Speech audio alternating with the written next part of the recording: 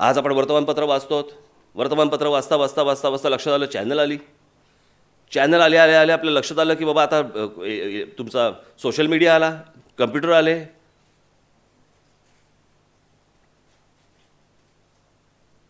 म्हणजे सर्वच वर्तमानपत्र नाहीत किंवा सर्वच चॅनल पण नाहीत, परंतु बरीचशी वर्तमानपत्र रिपोर्टर्स कमी केलेत आणि रोज चॅनल बघून बातम्या छापतात. कारण ह्यांचा काय धबधबा चालूच असतो, धनाधन धनाधन काहीतरी चालूच असतं रोज, बदा बदा बदा बदा होतच असतात.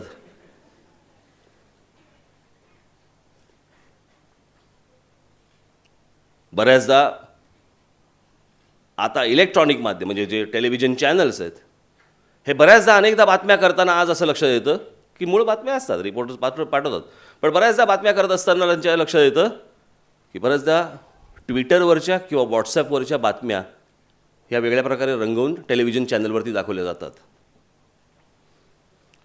म्हणजे एक चॅनल बघून वर्तमानपत्रामध्ये बातम्या छापणे, सोशल मीडियामध्ये काय येतं हे बघून त्याच्यावरच्या बातम्या इलेक्ट्रॉनिक मीडियामध्ये करणे, आणि मग सोशल मीडिया आज आपण अनेकांना कळत नाही. सोशल मीडिया याचा अर्थ तुम्ही सर्व, आपण सगळेजण पत्रकार आहोत. माझं मत मी मांडू शकतो, याच्यात चांगलीही गोष्ट आहे वाईटही गोष्ट आहे, परंतु तुमचं मत मांडण्याचं प्रत्येकाचं ते माध्यम आहे. आणि उद्या हे सगळं प्रकरण कुठपर्यंत जाईल ह्याचा अंदाज नाही, माहीत नाही. कारण हे सगळं आता सगळं कमी कमी कमी कमी कमी कमी गोष्टी होत जाणार. सर, मीडियामध्ये आजकाल खूप मिसकम्युनिकेशन्स होतात. म्हणजे आता एक अशी परिस्थिती आहे की कशावर विश्वास ठेवायचा कशावर नाही, त्या बाबतीत काय म्हणायचं आहे सर? असं मीडिया हे हा भाग झालाच, कारण त्यांना काहीतरी रोज मीडिया म्हणजे चॅनल म्हणतोस ना तू?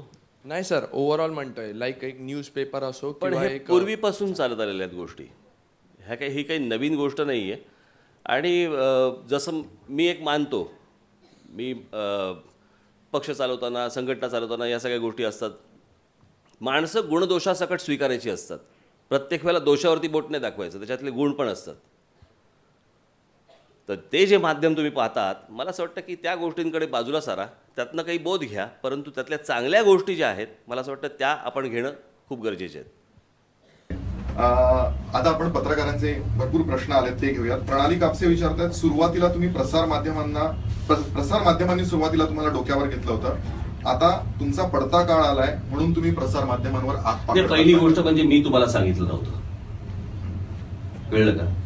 ते तुम्ही स्वतःहून ठरवायचं की आम्ही डोक्यावर घ्यायचं, आम्ही खाली पाडायचं, तुम्ही नाही ठरवायचं या गोष्टी. प्रश्न असा आहे, प्रसार माध्यमांवरती मी तेव्हाही तुटून पडायचो, हिंदी प्रसार माध्यम ते कोणाही असेल.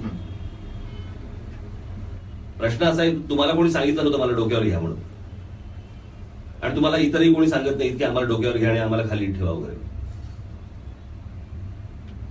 मला असं वाटतं महाराष्ट्रातली जनता ही ठरवेल की काय करायचं आणि काय नाही करायचं ते.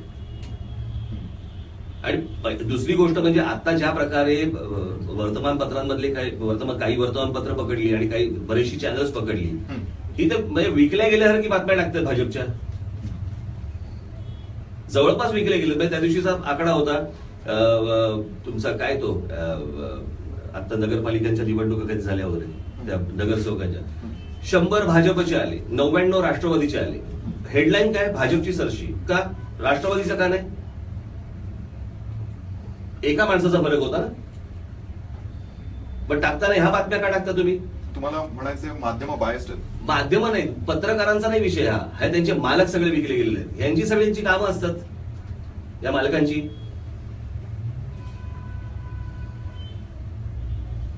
पुण्याचा सकाळ तर तो म्हणजे अगदी त्यांनी लोटांगणच घातलेलं आहे भाजप समोर. पुढचा प्रश्न आहे की तुम्ही जर हा प्रश्न आत्ताच इथून आला आहे की लाईव्ह सर्व्हिस बद्दल तुमचं काय मत आहे? कशाबद्दल? लाईव्ह सर्व्हिस जे सर्व्हिस येतात न्यूज चॅनल्सवर, त्याविषयी यांनी आत्ताच प्रश्न विचारला. नाही, मला कळतच नाही. मला ही वर्तमानपत्र किंवा टेलिव्हिजन चॅनल ह्यांना सर्व्हे करायला सांगतं कोण? तुमचा संबंध काय या गोष्टींशी?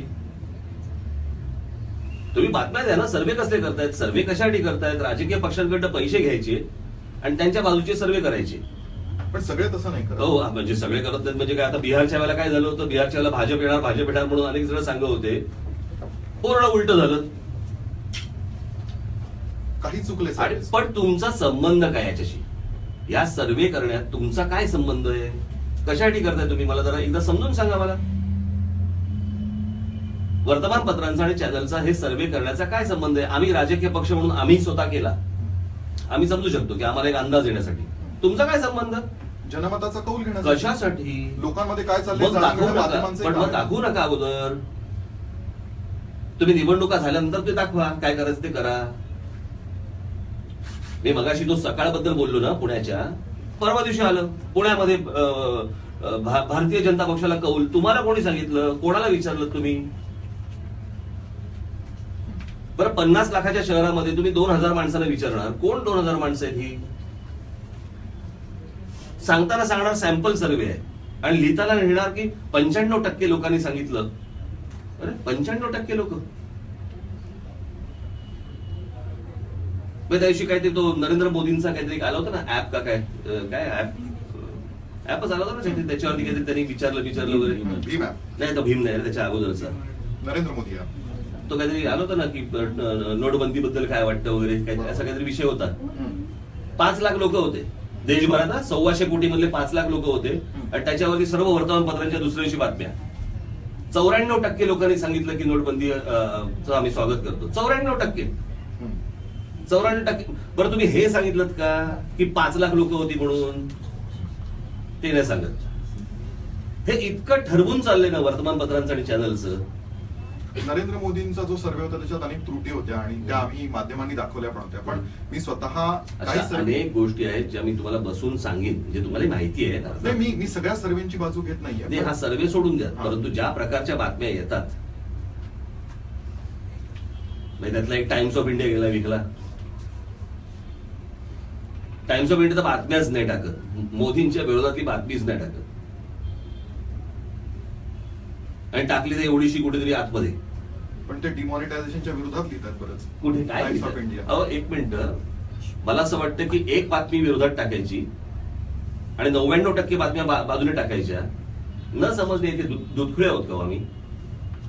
मी काय काल परवा वाचायला लागलो वर्तमानपत्र? फेसबुकवर खूप प्रश्न येतात, सगळे आपल्याला घेता येणार नाहीत कारण आता वेळ संपत आलाय. पण काही प्रश्न याच्यामध्ये मला असे अनेक वर्तमानपत्र आहेत की जे उत्तम यातला बाजू सांभाळून लिहिणारे आहेत. अशी बाजू सांभाळून लिहिणारे पण अनेक वर्तमानपत्र आहेत. माझं तेच म्हणणं आहे की काही चांगले काही मगाशी माझा शब्द असा होता, काही वर्तमानपत्र, काही चॅनल्स. मी सर्व सरसकट सगळी वर्तमानपत्र आणि सरसकट सगळी चॅनल्स नाही म्हणते. आणि हे मला कुठून कळतंय हेही तुम्ही तपासलं पाहिजे ना, की या सगळ्या गोष्टी मला समजतात कुठून. तर त्या वर्तमानपत्रांचे आणि त्या चॅनल्सचे जे पत्रकार आहेत, उपसंपादक आहेत किंवा इतर जी लोक आहेत, हे मला सांगतायत की आम्हाला ही लाईन घ्यायला सांगितलेली आहे, भाजपला फॉर ही लाईन घ्यायला सांगितलेली आहे आम्हाला. एक फेसबुकवर खूप प्रश्न येतात. आज तुम्ही लोकसत्ता घ्या, नवा काळ घ्या, अशी काही वर्तमानपत्र आहेत जे सरळ लिहित आहेत, दोन्ही बाजू मांडतायत. अशी पण आहेत दोन्ही बाजू मांडतायत.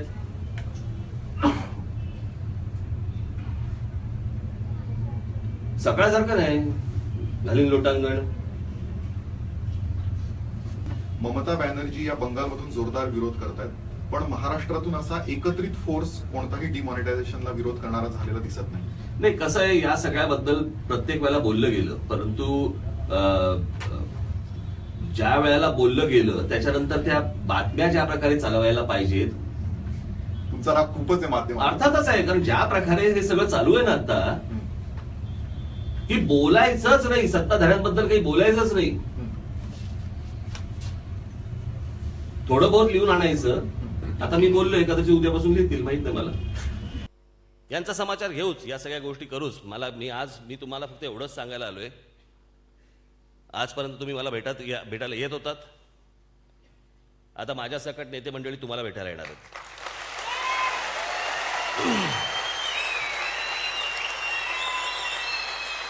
लोकसभा झाली, विधानसभा झाली,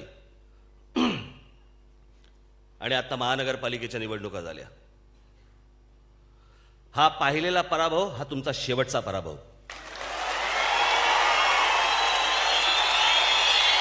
याच्यानंतर पराभव नाही पाहायचा. याच्यानंतर पराभव नाही पाहायचा. येणाऱ्या 2019च्या विधानसभेच्या कामाला लागा, जोरात कामाला लागा, एवढंच फक्त सांगण्यासाठी म्हणून मी आपल्यासमोर आलो होतो. आज आपण सगळेजण इकडे आलात, आनंद झाला, त्याबद्दल धन्यवाद. जय हिंद, जय महाराष्ट्र.